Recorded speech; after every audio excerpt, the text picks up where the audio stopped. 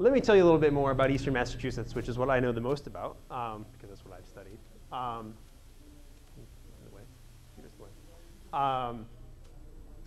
So for a long time, people had argued that regulations were responsible for some of the, well, not for a long time, but in the recent years, starting around the year 2000, late 90s, people started to argue that regulations were the source of the increasing lack of affordable housing in Eastern Massachusetts. But it was all anecdote. Somebody would come and say, oh, I had this really bad experience trying to get a development built in, whatever, Boxborough or Carlisle or someplace like this.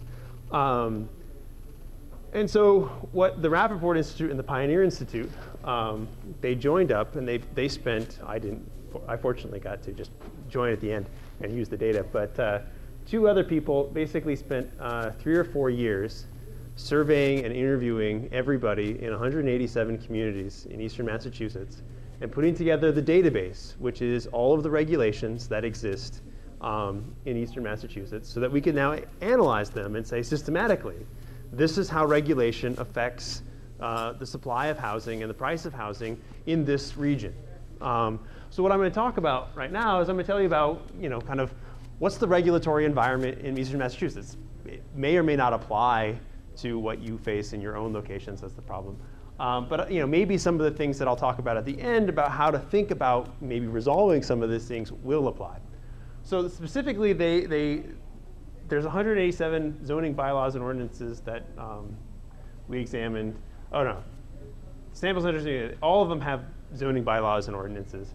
181 have subdivision regulations. 131 have bylaws or for wetlands bylaws. The state of Massachusetts has a wetlands law, but this means that they went above the state's minimum standards. And the same is true with the septic regulations. So there's 109 communities that have those. So what are these things? What's included?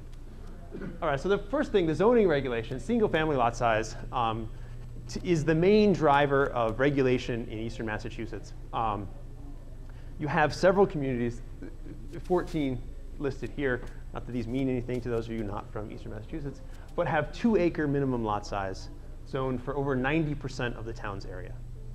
And in a lot of these places, when you layer the other regulations on top of it, you need 6 or 7 acres if you want to build a house. My co-author and advisor, he is one of these people. He lives in, it's not on the list because it actually has several areas that are older and don't meet the thing, but in Weston, Massachusetts, where, yeah, he has, I think he had to buy 12 acres for his house. The house was already there, but to even have the transaction, you have to meet the laws.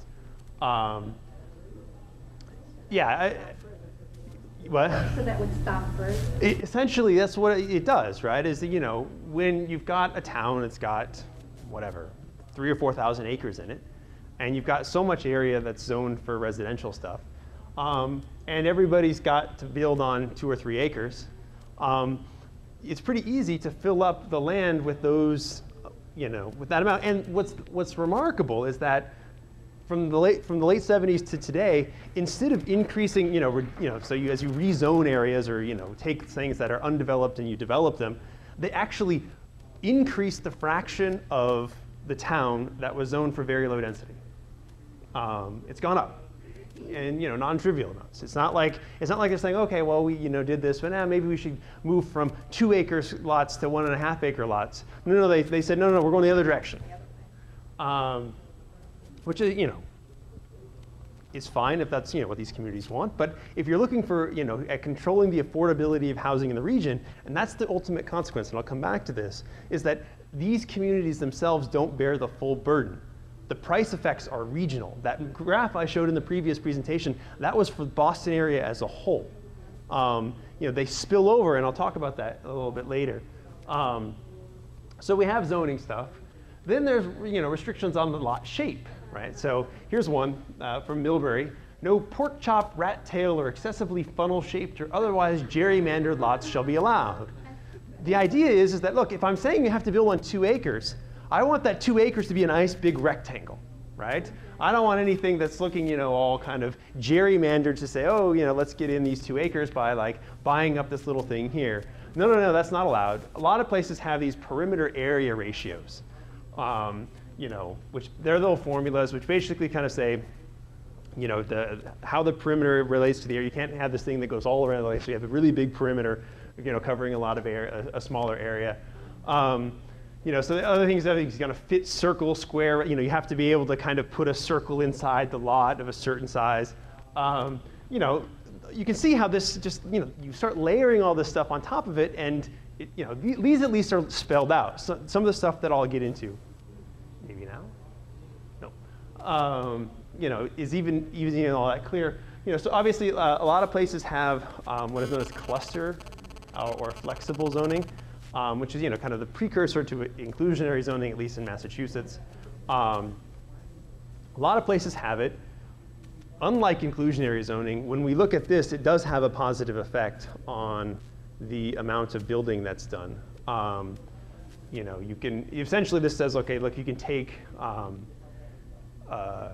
parcel and you can cluster the units onto the parcel, and that counts towards meeting your requirements. That one's less interesting to me. So is multifamily zoning. So subdivision regulations, you have street width regulations are kind of the main one. And they range massively, in adjacent communities. The most common is 28 feet. Now, a bus is 8 feet wide. So essentially what we're saying is that you can put 3.5 buses down the most common subdivision street in eastern Massachusetts. 26 towns have 30 or more feet. So you can put you can put 5 standard automobiles down the street in the subdivision. And when you've got layering on the zoning rules of 2-acre lots, now if I want to develop a piece of property, I got to buy a whole lot of property to be able to get those lots on there, to be able to get the money out. It's pretty easy to see why, if I'm a developer, I'm not buying and developing the land, right? Because this is just a street. It's a street that now, if we wanted to, we could hold a parade or, turn it into a small highway. And, so that obviously adds to the problem. So the next thing is wetlands regulation. This is my favorite. Do we even have the quote up here? So the state has a Wetlands Protection Act. Floodplains, all this kind of stuff. But 2/3 of communities have amended or put things above that, kind of putting in different definitions for what qualifies as a wetlands. My favorite, and I can't remember the name of which town it is, but they actually have in their ordinance, a wetland is defined as a wicked big puddle. So I don't think I have the slide in this thing, but if you look at the number of lawsuits that, if you do a LexisNexis search and you say, what are lawsuits that include the term zoning, wetlands, all these kinds of things, there's a big line that goes, wicked big puddle is easy pickings for a lawsuit. And so when I was talking about the uncertainty stuff, a lot of it comes from, how do you define something as a wetlands, particularly when, when do you define it? Is it right after it rains?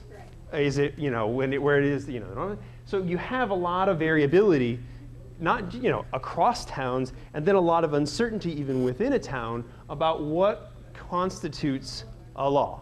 And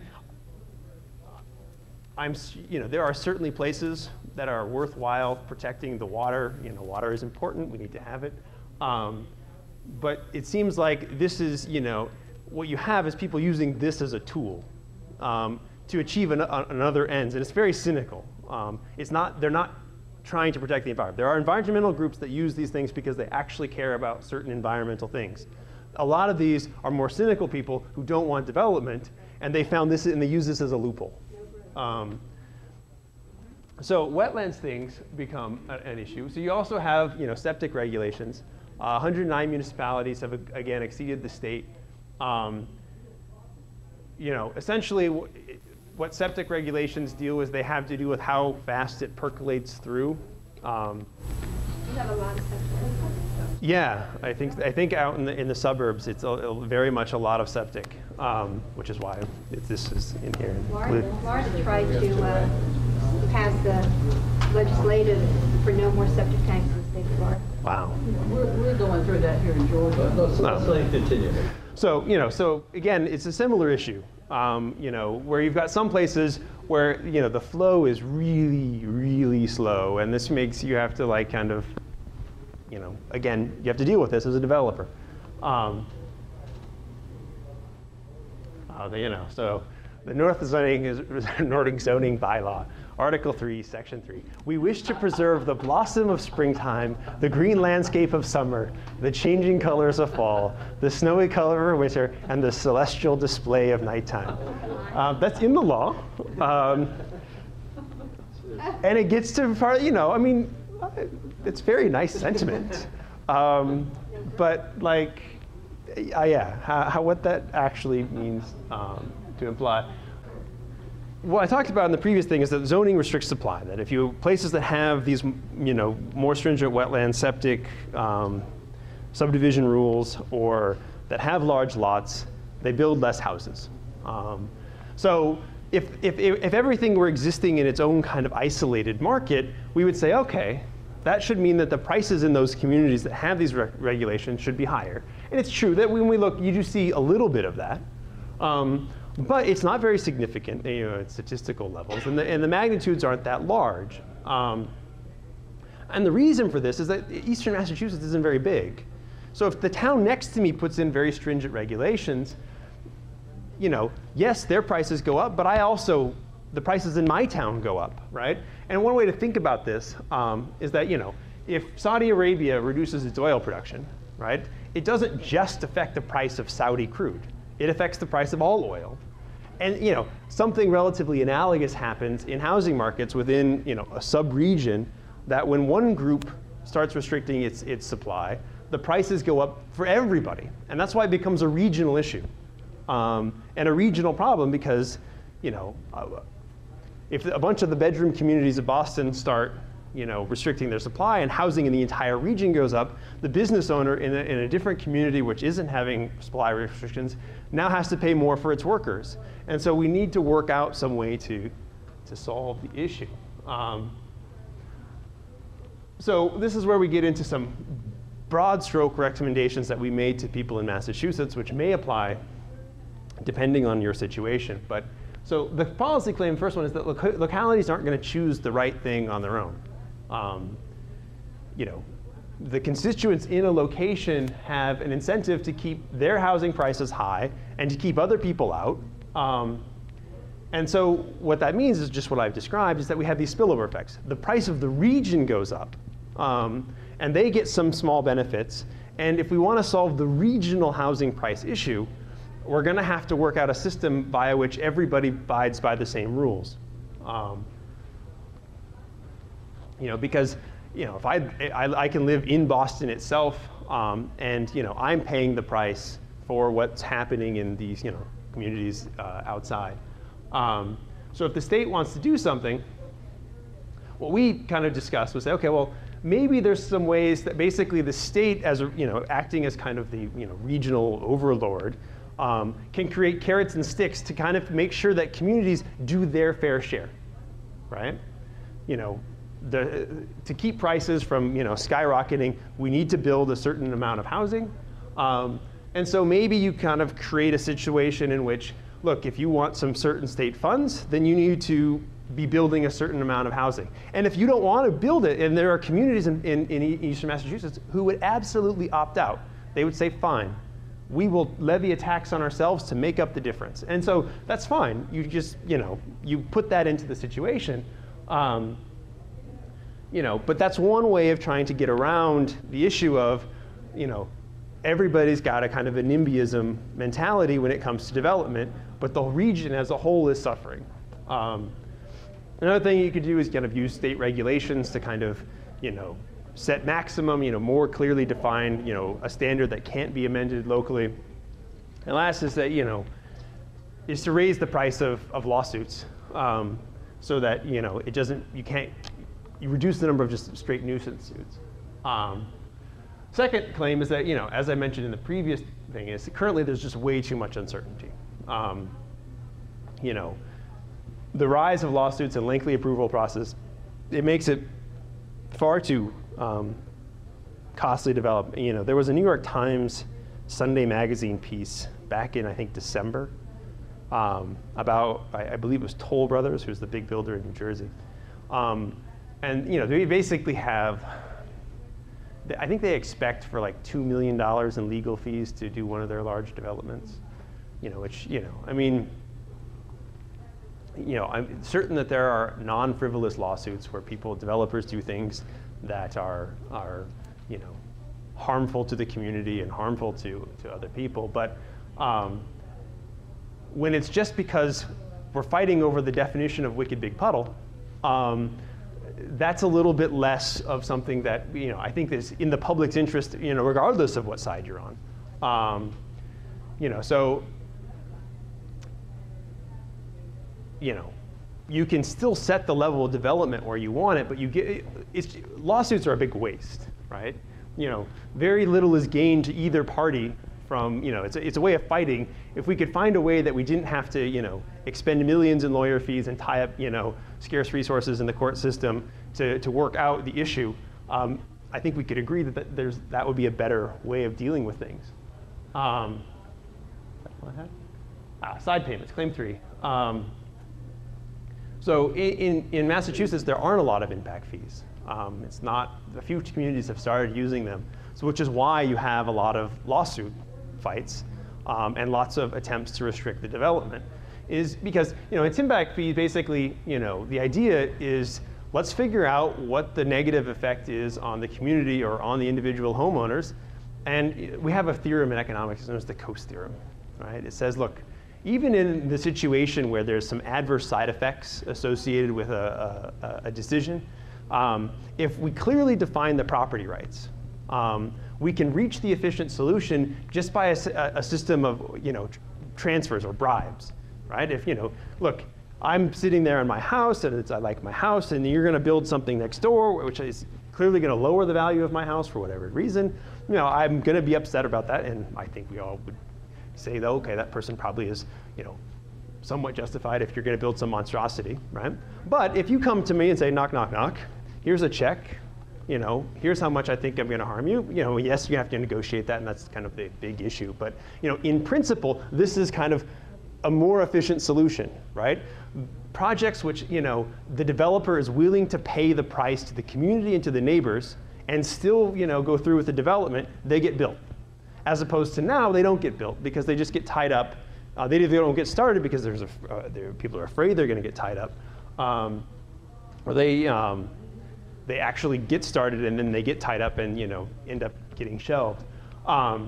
So we think that this can help replace some of the rules and some of the uncertainty by kind of creating a more efficient system of transfers. So that's basically, I think, what I'll add to my previous discussion, which is regulations reduce supply, and that reduction in supply affects housing prices. And if we care about affordable housing, you have to, the only way, to really lower the price of housing and make housing affordable is to build more houses, right? You can do lots of other things, but they have, as Ed pointed out very nicely in his presentation, the margin is very small. You don't get a lot of bang for your buck. If you want a big bang for your buck, build, renovate, make it easier for people to build. Get together, figure out what's okay, where it's okay, how to do it. But I think that we can reach enough of a consensus to have that done, and not have a maze of zoning and a lot of uncertainty, which creates prices in Boston which are 250%, 180% in 20 years. It's great if you owned a house in 1980, but if you're like me and were 4 in 1980 and I now want to buy a house, probably not the best thing. So I will turn it over to Ed.